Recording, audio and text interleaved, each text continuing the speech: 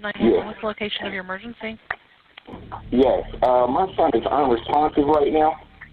Your son and is I need Hold on. What's your address? The address is Kensington Drive. So you said your son is Okay, you said your son is unresponsive? Yep. Okay, how old is he? He's a child with a lot of medical issues. So what he do is Stop, just for a minute. How old is he? He's 11 years old. Okay. In 3 days. And when you say he's unresponsive, is he breathing? Yeah, but barely. I mean, he got skin tone. Okay, just stay on the line with me for just a sec. Let me get him started, okay? Okay, thank you. On December 13th, 2019, first responders arrived at a home in Dayton, Ohio after a 911 call was received about a child who needed medical attention. EMTs took over CPR of the child from the father, who had called 911. Then officers took a statement from 30-year-old Al-Mutahan McLean, who people just called Al. According to him, his son, 10-year-old Takoda Collins, had serious mental health and behavioral issues. He claimed that he was constantly harming himself by throwing himself to the ground and beating himself with random objects. He said that earlier in the day he caught Takakota attempting to put a chair leg in his rectum and that he took the leg from him and had been trying to watch him all day to prevent him from causing any more harm to himself. Al stated that he had left the room and went to his bedroom. A short time later, he heard Takakota call out for help. He said he came back into the living room and found the boy on the floor. Al said he approached his son and found him unresponsive, and when he touched him, he appeared to be stiff and slightly cold. He called 911 and started doing CPR. While performing CPR on Takakota, he said he noticed a brown substance coming out of the boy's nose and mouth. The officer asked Al what the substance was, and he responded that it looked like turkey or peanut butter. Then he stated it could have been the child's own feces. He told the officer that Takakota regularly ate his own feces because of his mental health issues. The officer noted that Al told him repeatedly that Takakota had mental health problems and told him multiple times how much the boy misbehaved and said it was a nightmare to take care of him. The officer likely made sure to note that because it tends to be a red flag when a parent has a child in medical distress, but their priority is to describe how awful that child is. While the officer was going over what would have been the first of multiple versions of Al's story, an EMT approached them and broke the news that Takakota had died. To that news, Al responded, quote, "I tried to get you all out here quick." Not any sadness about the fact that his 10-year-old son was dead, just an attempt to take the blame off of himself. Shortly after, another EMT announced that they had gotten Takakota breathing again and he was placed in an ambulance and rushed to the hospital. When the officer went back over the timeline of events with Al, he noted that the story had changed. That time, Al said that he heard Takakota call for help, then came into the living room where the boy was standing up, but he was wobbly and soon fell to the floor.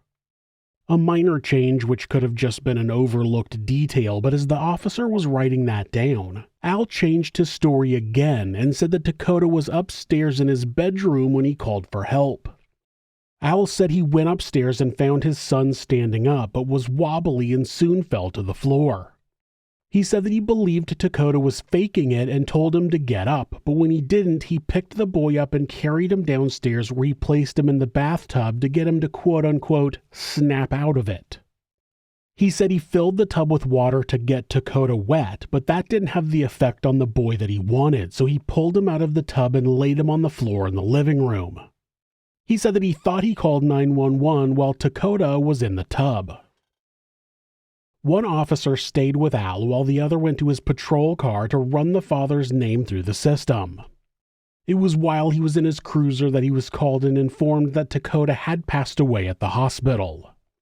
On top of that, the officer was informed that the boy's body displayed bruises, cuts, and burns, and it was consistent with abuse.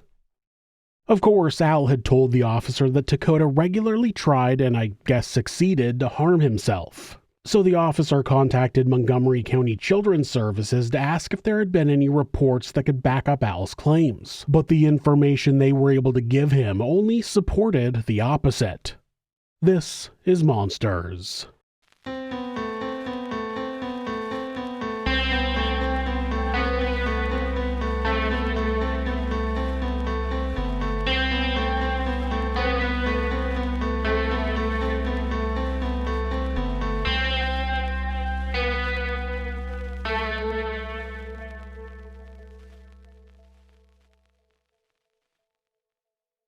Al-Mutahan McLean was born on April 1, 1989, but there isn't any information available about his childhood.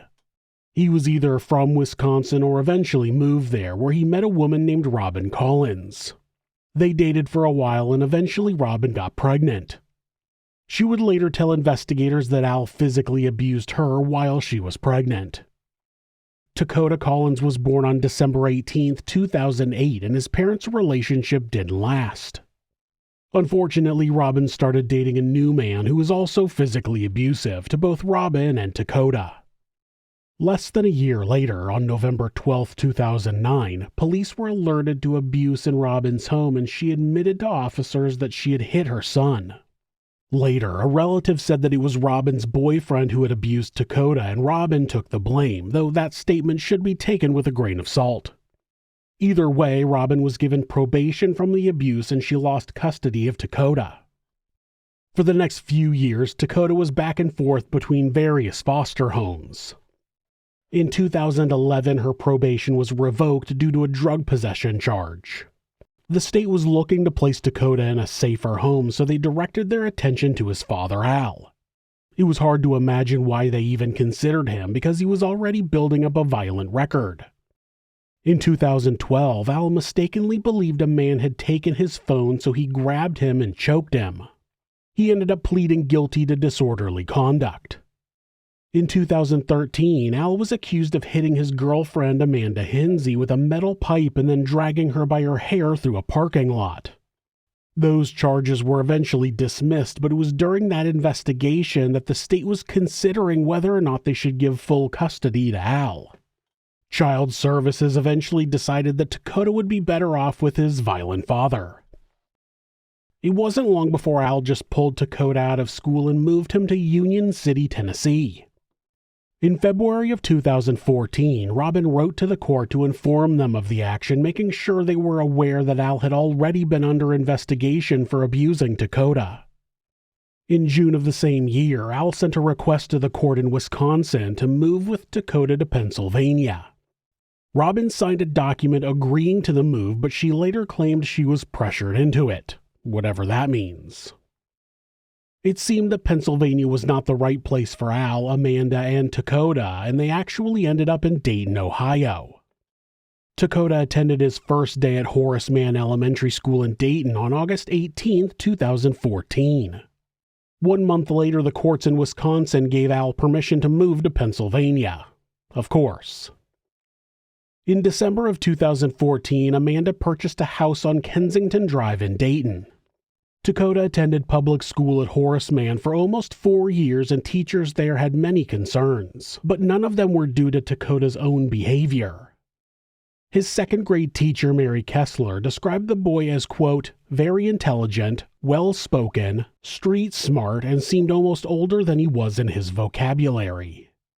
She went on to say that he was very well behaved up through the beginning of his second year, which contradicted what Al would tell authorities about his son's behavior. Miss Kessler said that partway through the year, Takakota began having difficulty paying attention. When she suggested she was going to call his father, she said Takakota got upset, saying, quote, no, don't call Dad.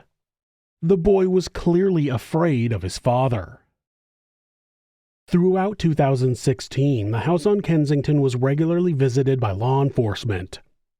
The first time was in February when police officers were notified about reports of abuse. They were not for Takakota, but for his older brother, Khalil McLean, who was 9 at the time. The police got no answer at the front door, so they left. Amanda called 911 multiple times to report abuse by Al. She also called once to report that her neighbor was threatening to kill her. When officers arrived, they found both Amanda and the neighbor highly intoxicated. Shocking, I know. Al called 911 once and reported that he had been assaulted by a woman, but it's unclear who he was referring to. On August 2, 2016, Montgomery County Sheriff's deputies served a civil protection order to Al. Records show it was from a woman he met locally who said he had assaulted her in July of that year.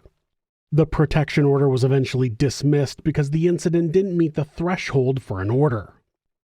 A few weeks later, Khalil ran away from home, and when he was located by police officers, he told them that he was being abused by his father. He said that he was forced to do squats while holding a heavy backpack or was sometimes forced to hold cans straight out. The police reported the claims to Child Services and returned Khalil home, but it doesn't seem like Child Services did anything. Khalil said in an interview that both he and Takota started being physically abused around that time, and Al would use makeup to hide the bruises when they went to school. In April of 2017, Al's 1-year-old brother came to live with them, but the story of how that came about is a bit shady. Amanda would later tell investigators that the baby, Josiah Nichols, was taken from his mother and was living with his aunt. Amanda said that they received a call from the aunt's boyfriend in April claiming that she wasn't taking care of Josiah, so Al and Amanda drove to Tennessee to pick him up. Amanda said that when they got there, the baby was in a dirty diaper, had a bad diaper rash, and was underweight. She said that the aunt had no supplies for the baby, so they bought food, diapers, a car seat, and clothing. Amanda explained that Josiah's mother had signed paperwork allowing them to take the baby and that she had previously given copies of it to Child Services. The abuse of Khalil and Takota continued over the next few years, but gradually the school started noticing that things were not normal. Miss Kessler called Child Services and reported that Takota was so thin his pants were falling down. It's unclear if Child Services took any action at that time, but the teacher said they would give him snacks at school to make sure he was getting enough to eat. She also said that Takota regularly smelled of urine and feces, and they had donated clothes at school that he was able to change into. She said the school nurse helped Takota with that, but when Al found out, he instructed the school that they were not to allow his son to see the school nurse anymore. He didn't want Takota to receive help to clean himself up in order to not be bullied by other students. It would seem like a parent who was frustrated by their child soiling themselves would support that, but Al wanted Takota to be humiliated at school. Another teacher at the school also claimed that Takota seemed to have street smarts, elaborating by saying he seemed to always be looking to protect himself. She said he was not a bully and never initiated a fight, but he seemed to be ready to defend himself if one happened. How does a 7-year-old develop defensive street smarts, I wonder? The calls to Child Services became more frequent in 3rd grade, and one of them was after Takota told his teacher that he was always locked in his bedroom and wasn't let out to eat or use the restroom. By the time of Takoda's death, all cases with Child Services had been closed, so it seems that they took that report and either did nothing or decided it wasn't a big enough deal to do anything about. It was about a month after that call that Takota stopped showing up to school. Teachers at Horace Mann would never see the boy again. Al eventually got paperwork from the state that gave him permission to homeschool Takota, and that might have included Khalil, but he would soon be sent back to his mother in Washington state. Every state is different, with many states having no regulations when it comes to homeschooling. In some states you have to get permission to homeschool, and there may be a few easily acquired requirements to get that permission, but after that, nobody checks on the children who are supposed to be getting an education at home. It's overwhelmingly used to hide abuse and/or indoctrinate children into some sort of pedophilic religious cult. Anyway, that was basically what Al did. He did no homeschooling, which he would later blame on Takota. Okay, so you homeschool him? Yes. What grade is he in? 5th grade. Okay, and what's the stuff he's learning about right now? Well, he was learning, but he refused to learn. Every book that I bought him, he pissed on it, he shit on it, he destroyed it. Pens became a factor of his safety, and pencils, you know what I mean? And, winning. Okay, so you're not homeschooling him? I had legal documents stating that he was certified to be homeschooled. Okay. But like I said, he destroyed all his equipment, all of it. As a parent, I can't go out and just be like, I'm getting ready to replace all this. So when was the last time he had schooling? A true education, I could say probably like 2 years ago, before he got pulled out, horseman. Okay. But he didn't learn anything. He wasn't doing nothing. He was threatening the teachers and telling them how he'd teach people a lesson and locking them out the classroom and, just getting it in. Okay. In the aftermath of Takoda's death, investigators were told over and over that Al homeschooled his son, but the reality was that he had no education after he left Horace Mann. Al claimed that Takoda pissed and shit all over his school books, but that would turn out to not be true. It was sometime after that Khalil went back to live with his mother, and Takoda and Josiah were the only children in the home. It was always described that Josiah was well taken care of, and some people have theorized that he became the favorite child since they got custody of him younger, and he was viewed by them as being all theirs and not having a stepmother somewhere else. There was another piece of the puzzle that brought out Al's anger toward Takoda, though, and that was that Al believed his son was gay. He would eventually tell investigators that Takoda would put objects into his rectum, claiming he liked it because he was gay. And I know some people develop sexual feelings earlier in life, but it seems really unlikely that a 9 or 10-year-old is going to think, I'm gay, so I really need to put things in my butt. It honestly sounds like what a homophobe who has no education about homosexuality would think. And based on Al's interrogation, he's clearly a homophobe, and it seems like he got some idea in his head that Takoda might be gay, so he started punishing him even more harshly due to that prejudice. It's unclear how long that was happening before his death, but there were more calls to child services over the next few years, which would end with zero action being taken to save Takoda's life. Then we get to December 13th, 2019, when Al called 911 and told them Takoda was unresponsive. But on that call, he also made it a point to tell the operator repeatedly that the child ate his own feces. You said he has medical history. What kind of medical history does he have? I mean, just mental behaviors. He just hurts himself all the time. Okay. He wake up, don't get his way, slam his head, eat his shit. All right, I understand. Okay. It never ends. Okay, so is he still on his side? Is he still on his side? Yes. Okay, are you cleaning whatever you can out of his mouth? Yes, ma'am. Okay, do you think he could have taken anything, or you have no idea? No, I don't give him access to anything. Okay, go ahead. I know he likes to eat his own poop and right. lay in his own pee all day. Okay. He won't stop at no cost. Okay. Once the police were notified that Takoda was dead and that he had clearly been abused, the officer contacted Child Services, who told him they had no records of Takoda harming himself, but they had received multiple reports that he was being abused by his father. Al was placed under arrest and taken to the police station for an interview. This was his story of what had happened. Well, this is what happened. I ain't slept in about 3 days, right? The kid keep falling down the stairs, keep knocking his head around. It looked like something was wrong with his stomach last night that I noticed. And I gave him some water to throw up. You know what I mean? I had him drink like several cups of water because it looked very odd normal. And I know that he used to eating his own shit. So I just wanted to make sure that he was okay. So he drank the water. That was it.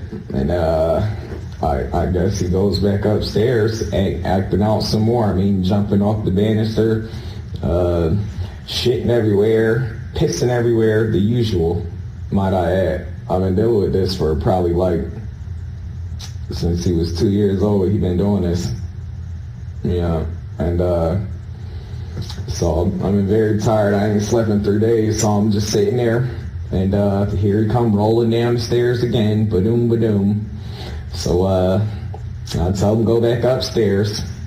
A little while later, I go up there. I see a stick in his ass, like a chair leg. So I asked him, what is he doing? And he's just steady, you know what I mean, Just steady doing what he do. This ain't the first time he tried something like that. So I see blood on the ground when I asked him to pull it out. You know what I mean? Blood squirted immediately. Now I'm freaking out. I'm like, hurry up. You need to get downstairs so I can get you in the shower. You know what I mean? And see what's going on. So at the time, I didn't think nothing of it. I just see that he bruised up as usual. Seeing he always, he never stopped. He would find any way, any type of way, anything to use just to put a bruise on his body. So as a parent, I just put him in the shower. I put him in the bathtub to try to, get some of the swelling to go down or whatever the situation may have been, clean him up, make sure he was good. So I'm sitting on the couch. He like, Dad, come here. He like, Dad, help. So I come up the stairs to help him. And that's when I noticed his body was cold, very, very, very cold. So I took him downstairs and tried to rinse him off, to see if he'd shake out of it, wake up. I had no clue of knowing that he was sick to that extent, or that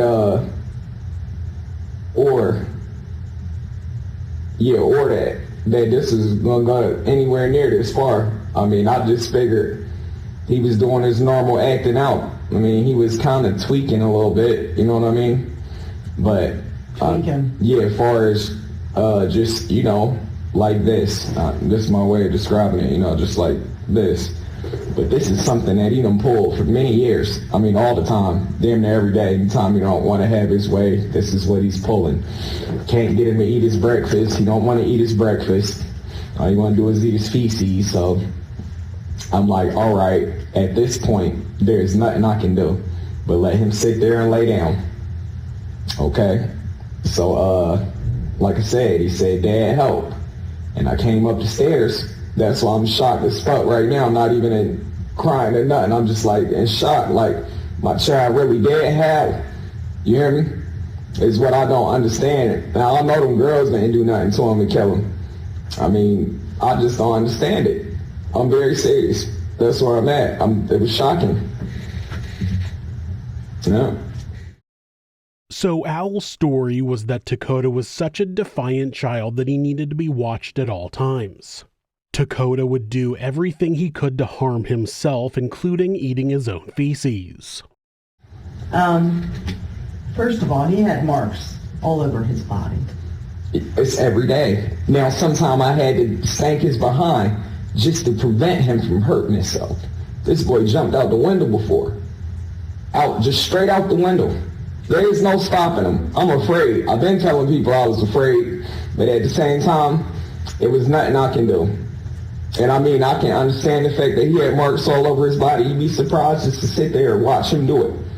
Or just to see there and you could just be like, stop, or no, or don't, and he's gonna whack, he's gonna bam, he's gonna jump, he's gonna flip, he's gonna kick. We had stairs he was letting up. He would kick him like that, you know what I mean? And kick him all kind of ways in the corner. So he lived upstairs? At times, yeah. The investigator knew that the injuries to Takota's body were not self-harm, but that's what Al wanted them to believe, and it's honestly wild that he thought he would get away with it using that story. It was like he didn't realize that they would go talk to other people.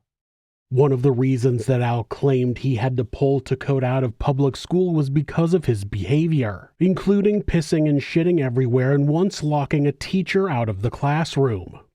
The problem was that nobody at the school could back that up. His teacher said that he behaved well, and despite smelling bad, he had no problem using the restroom.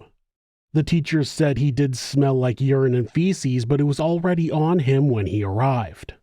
Not only that, but they remembered multiple times when Takota had been sent to school with ridiculous haircuts that only caused him to be bullied by other students.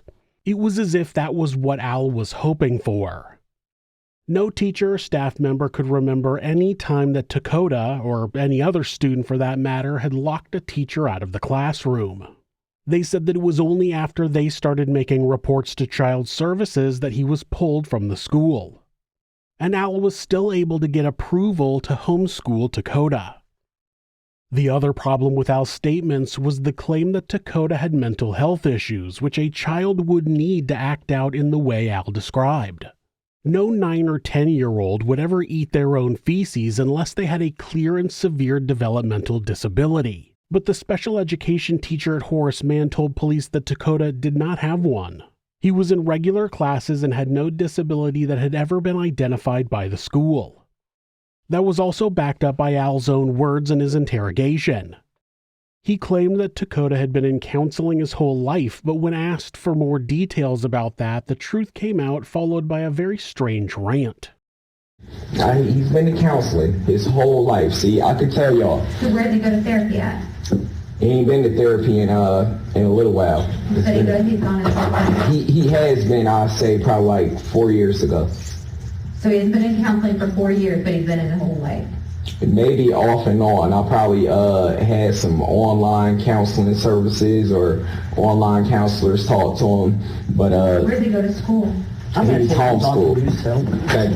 But the thing is, like, when I did have counselors speak to him, he would play them so slick to the point where it'd be like, you know, he's all good and golden. Like, they wouldn't believe the stories that I tell them. You know what I mean? For me to tell somebody that he's getting it in like that, I mean, and he didn't have to do it. It's not something that we forced upon him or anything like that. Like, if I would give him ice cream and a couple of cigarettes, not that I ever gave him any, but just speaking in general, like, he would do anything in the world. You know what I mean? Anything in the world that you ask him, only when he get his way. He was a bully. So if you gave him cigarettes, he would do stuff? Sorry, buddy, I'm trying to get this. I'm just saying, if I would have gave him whatever he asked, there we go. He could be the perfect angel. You know what I mean? But let me say no, or you got suspended, so we can't do this. It ain't no punishing him. He got suspended, so where's he going to school? He was going to Horace Mann. He's been homeschooled for the last 2 years. Who's homeschooling him? I was. Yep. Why do you have to think about that? My lip hurt. I'm just like, You know, I've been up for 3 days. As I'm telling you, I still haven't took a nap, been to sleep. So I'm doing my best. And you've been up for 3 days because he's been walking into walls and falling down? Not 3 days straight, but every now and then. I mean, he would go maybe one day, yeah, pretty much, or yelling. No, he was just yelling and screaming. That's different than what you told us earlier, though. No, that's what he do every day. But what I'm saying is, what kept me up was his tone, yelling, screaming, singing, dancing. Boy, it's 3 a.m, no sleep. At 10, Takota hadn't been in counseling for 4 years, so since he was 6, and he surely wasn't in counseling immediately after he was born. Maybe he was in counseling after he was removed from his mother's care. Hardly his whole life. It's the weird rant about giving him what he wanted that really stood out. He complained that a child was happy when he got what he wanted, but was unhappy when he didn't get what he wanted. Yeah, that's a child for you. I don't know why he used cigarettes as an example of what he would give Takota, though. It was very confusing, but Al was a pretty confused person. What's his birthday? The 28th. What's today? Okay. That was correct. 25th. Is today the 25th? No. What is it? The 13th. Oh, okay. I didn't know that. I wasn't aware of that either. I mean, that's how tired I am. He claimed Takota's birthday was on the 28th and he thought it was the 25th. Takota's birthday was on the 18th and it was the 13th. He didn't know his own son's birthday and he didn't know what day it was. That was not because he was up for 3 days protecting his son. It was most likely from drugs. The story that Al told was that Takota had severe mental health and emotional issues. He was intentionally defiant and injured himself, but there was no evidence that any of that was true. Outside of the school describing Takota as well-behaved and able to use the restroom on his own, social services told investigators that they had offered to connect Al with medical and psychological resources for Takota, but he had declined. At one point, Takota had access to the entire attic, but in November of 2018, the boy had either jumped or fallen out of the window and was taken to Children's Hospital by Al and Amanda. It's unclear if it was an accident or if Takota was trying to escape his life of hell, but Al told doctors that it was intentional self-harm. That led to psychological counseling being offered, but Al didn't follow through with it. Not long after, Al contacted the juvenile court and asked about services for children, but when he was told about counseling services, he declined the offer. That showed that he was not having any problem getting help for Takota, but he didn't want to put in work taking the boy to counseling. He wanted a service where Takota was locked up in juvenile detention. He wanted Takota taken away so he didn't have to take care of him. So why not let social services take Takota away, you might ask? Well, because they would be taking him away because Al abused him. Investigators would later learn that when child services came to investigate reports, he had coached Takota and Amanda on what to say. He didn't want people to know that he was a bad guy. He wanted authorities to think that Takota was the problem and needed to be locked up. But nobody was willing to lock the 10-year-old in juvie, so Al went on to say that nobody was offering him help. It was after returning from the hospital that Takota temporarily lived in the basement so Al could build a wall and put plywood over windows to give his son a more confined space. The investigators didn't believe his story, and they would eventually be proven right from interviews with other people, starting with Amanda Hinsey and Jennifer Ebert. Amanda Hinsey had been dating Al since not long after Takota was born. She moved around with them until they landed in Dayton, where she purchased a house. That was probably due to her having a job and not Al. She worked for Walgreens, and Al would sometimes pick up work at a day labor service, but most of the time it seemed as though he leeched off others. Amanda would go on to tell the detective that Takota had behavioral problems and was about to get kicked out of Horace Mann, which would later be proven to not be true. When the detective asked her about her whereabouts during the time that Takota died, she told them that she had stayed up late the evening before, once saying she was watching television, then another time saying Josiah was sick, so on the 13th she slept in until about 1 p.m. She needed to go to the bank before it closed, so she and Jennifer took Josiah and ran some errands. Al and Takota were at the house when they left. They stopped at a Dollar Tree to get a juice for Josiah, then they went to the bank and stopped by the Walgreens she worked at to talk to a friend. From there they drove back to her house, and there were police there by then. When the detective asked her where all the bruising on Takota's body came from, she told him it was from him hurting himself, particularly when he jumped out of the second-story window, which had been months prior. Otherwise, Amanda claimed ignorance of injuries on the boy's body, claiming she was rarely at home because she worked 6 days a week. When the detective pressed her further for the truth, Amanda asked for a lawyer. Jennifer Ebert was Amanda's younger sister, and she moved into the house on Kensington a few months before Takota's death. Well, at least that's the first story they told. She explained to investigators that Amanda had asked her to come down from Wisconsin to take care of Josiah while she was at work. It's unclear why Al couldn't do that since he didn't seem to work much, but whatever. She verified the events of the day, and when she was asked about Takota's injuries, she said she didn't know about them. She said that she didn't pay any mind to him, but eventually she started to suggest that Al was abusing Takota.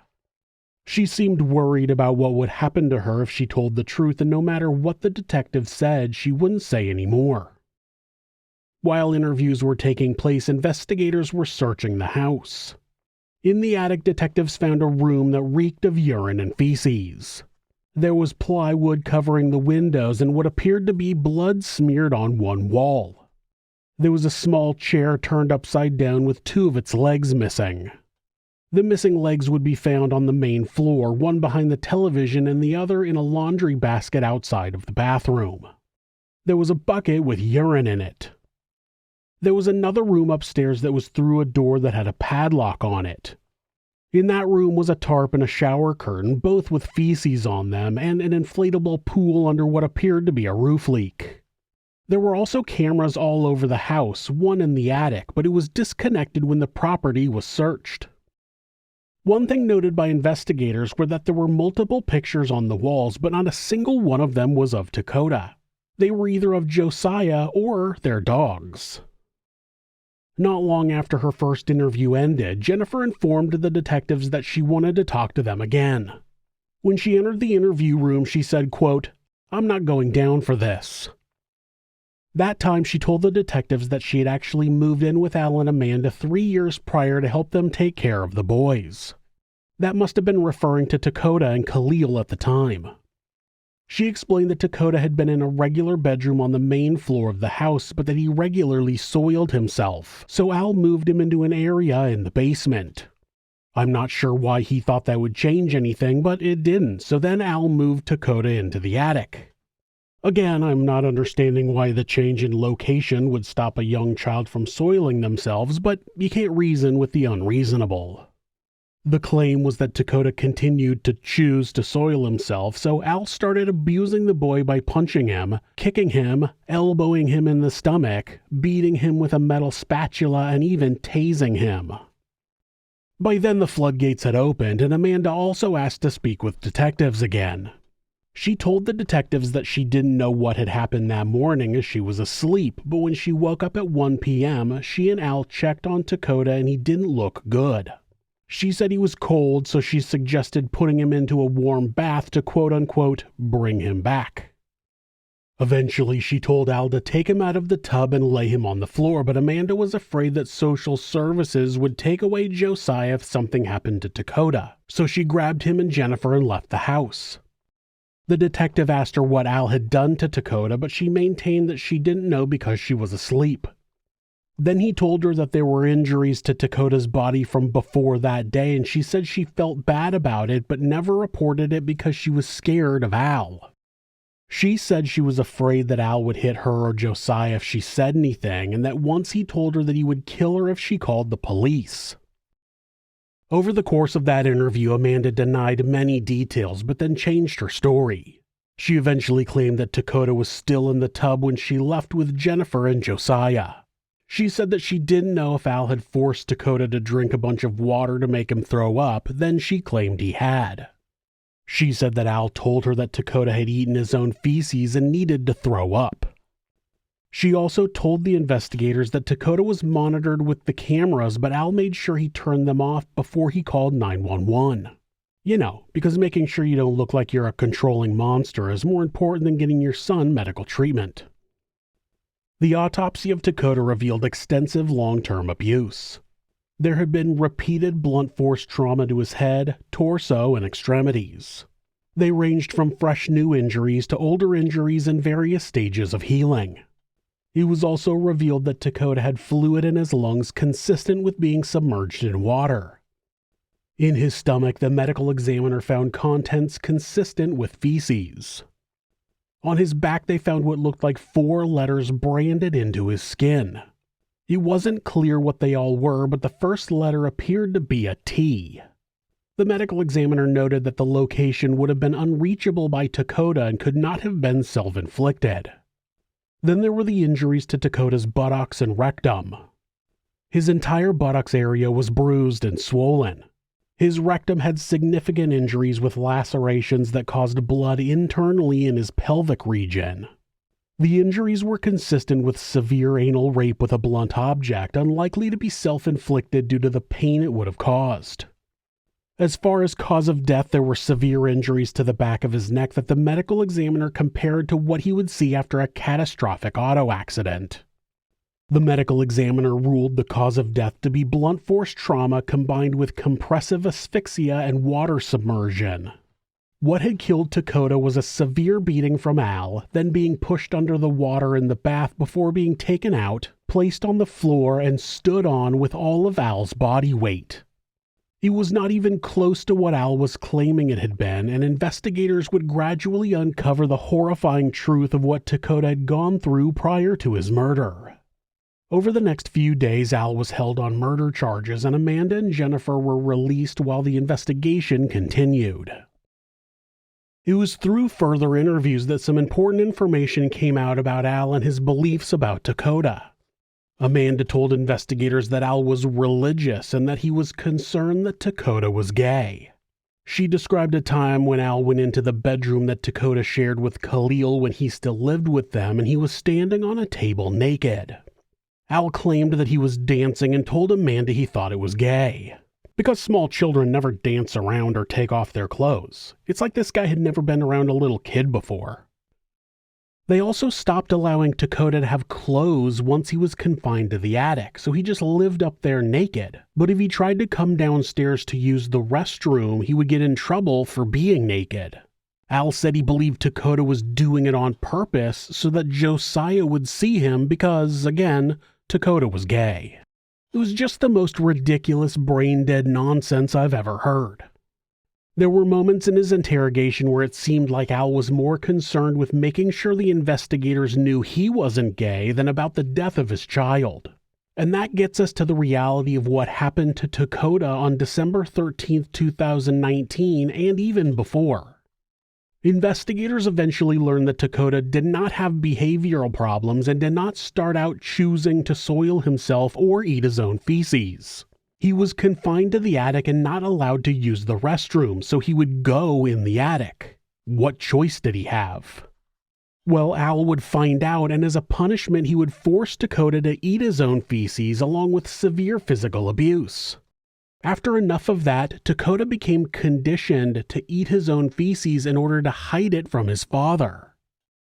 It also became known that Al would force Takota to stay in torture poses for up to 20 hours, and if Amanda or Jennifer saw him move on the camera, they would tell Al so he could punish the boy, which included a beating or having him lay on the floor while Al stood on him. Jennifer told investigators that on December 12th, Al came home drunk and she saw him punch Takota repeatedly in the stomach. She had gotten up at 6:45 a.m. on the 13th so she could feed Takota breakfast. She had to do it before Josiah got up since Takota wasn't allowed to wear clothes, obviously. She said that she called for him when his food was ready, and after about 10 times he finally came down and he went into the bathroom. But shortly after, Al came in and elbowed him in the back. Then Al made him go back upstairs. He ordered the boy into a punishment position, but apparently he didn't move fast enough, so Al forced him onto the floor and stood on him. This time he pressed his hands to the ceiling to increase the force onto the little boy's body. Then Al made Takota stand in a torture position and went downstairs to watch television. The entire time he was yelling up at the boy that he was a quote-unquote faggot and a quote-unquote mama's girl. After a while, Al took a bottle of hot sauce upstairs and poured it on Takota's anus. Al eventually admitted to using that as a form of punishment almost daily in the weeks leading up to his son's death. Then he threw Takota around the room before dragging him down the stairs by the ear and throwing him in the bathtub. Jennifer said she could hear Al put Takota in the tub and ordered him to clean himself or else he would drown him. After that, she said she did hear what sounded like Takota splashing and struggling to breathe. That was not the end of Al's reign of terror, as the worst was still to come. Al pulled Takota out of the tub and took him back upstairs, where he pulled a chair leg from a small chair and anally raped the 10-year-old. Jennifer later told investigators that she could see Takota on the monitor with Al in front of him and his arm was moving back and forth in an aggressive manner. Then he walked back downstairs and threw the chair leg behind the television, where it was later discovered. It was one of the few actions that Al would not end up admitting to, maintaining that Takota had put the chair leg up his rectum on his own, which is just fucking stupid. His claim that the leg was already in Takota's rectum and that he pulled it out was not caught on camera or witnessed by anyone in the house. That was the last time Jennifer saw or heard Takota. She said that Al went back to sleep like nothing had happened, and they all got back up at about 1 o'clock. Amanda and Jennifer left the house with Josiah at 1 p.m., and that's when Al put clothes on Takota, turned off the cameras, and called 911 with his ridiculous story about his son hurting himself and eating his own feces. It turned out that Amanda and Jennifer were fully aware of what was happening to Takota for years while he was severely abused, and they did absolutely nothing to stop it. Not only that, but they participated by informing Al when Takota needed to be quote-unquote punished. They were both arrested on December 20th, and ironically, Jennifer was wearing a shirt that said, quote, "I'd help, but I don't want to." Clearly. Amanda and Jennifer were the first to take plea deals in exchange for testimony against Al. Amanda Hinsey pleaded guilty to 1 count of manslaughter and 3 counts of child endangerment and was sentenced to 22 to 30 years in prison. Jennifer Ebert pleaded guilty to 1 count of manslaughter and 1 count of child endangerment and was sentenced to up to 9 years in prison. Al-Mutahan McLean learned that the women were going to testify against him, so he eventually pleaded guilty to 1 count of murder, 1 count of kidnapping, 3 counts of child endangerment, and 1 count of forcible rape. The kidnapping charge was for removing Takakota from school and keeping him locked in their house until his death. He was sentenced to life in prison with parole eligibility after 51 years. All 3 of them will be required to register as sex offenders. After the sentences, Robin Collins sued the state of Wisconsin for failing to protect her son. She won, and a total of $3.2 million was paid out, but most of the money went to Takoda's 3 siblings, with Robin and Takoda's grandmother receiving smaller portions. And of course, Robin is in no way a good person in this story. She didn't end up killing her son, but she put him in the situation in the first place because she chose drugs over him. In August of 2023, reports say she died suddenly, so it was possibly drug-related. It takes a horrible monster to inflict this amount of physical and mental abuse on a child. To be so delusional that you believe that feeding your child their own feces is going to help in some way. To be so uneducated that you think a child taking off their clothes means they're gay, or that being gay even needs to be punished, or that anything justifies anal rape as a punishment. Al-Mutahan McLean is clearly a horrible stain on society, but it also takes a monster to sit back and allow such severe child abuse to happen and not say anything. Too many people failed Takota, but Al, Amanda, and Jennifer were the biggest failures and should never be responsible for children again.